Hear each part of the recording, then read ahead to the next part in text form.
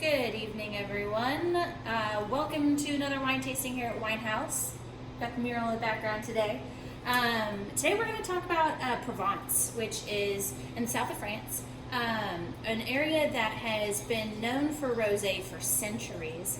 Actually, if you look back hundreds and hundreds of years ago, like Louis the 14th, old school popes, all super into rosé because the first press of the grapes was seen as the freshest and the best, so it was given to the nobles, and rosé was not rosé all day for everyone. It was the rosé for the rich, and today we get to enjoy it all the time. So Provence, we've got a wine here called Bieler Sabine.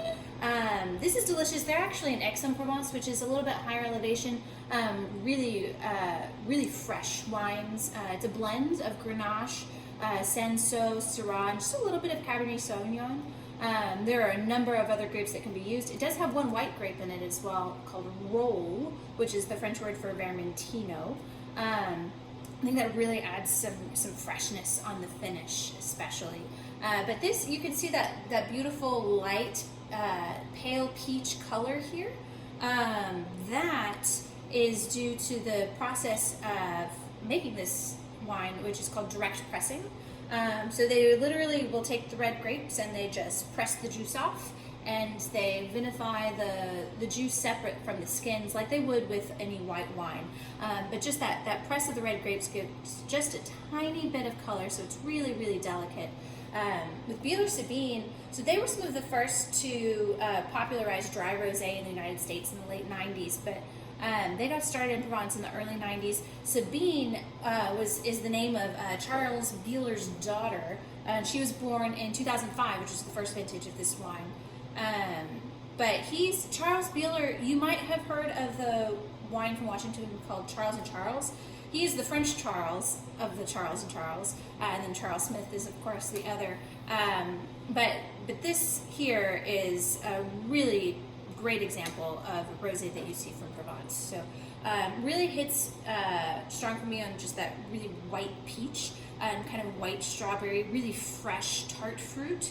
There's a lot of floral minerality here. White flowers, limestone, kind of salinity, and some really pretty herbal notes, some white peach, white tea is what I meant to say, and hibiscus.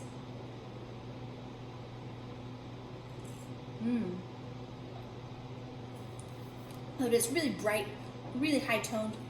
I love wines like this with things that are hard to pair, like vegetables, especially. You think of like a salad niçoise or something like that. But some of those kind of more bitter vegetables really benefit from those lovely aromatics and that bright acidity. Wines like this need to be drank young, mainly because you want to preserve those herbal tones, those floral notes that really give it a lot of depth. And as the wine ages, those are the first aromas to kind of dissipate. There are some other rosés that can age pretty well in the region, like Tavel and Vendôle. They have a little bit more tannin, a little more structure to them. But something like this, take it to the park, throw down a blanket, and just relax and watch the people. I could drink this all day. So cheers, rosé all day. Come get some Provence wine from WineHaus.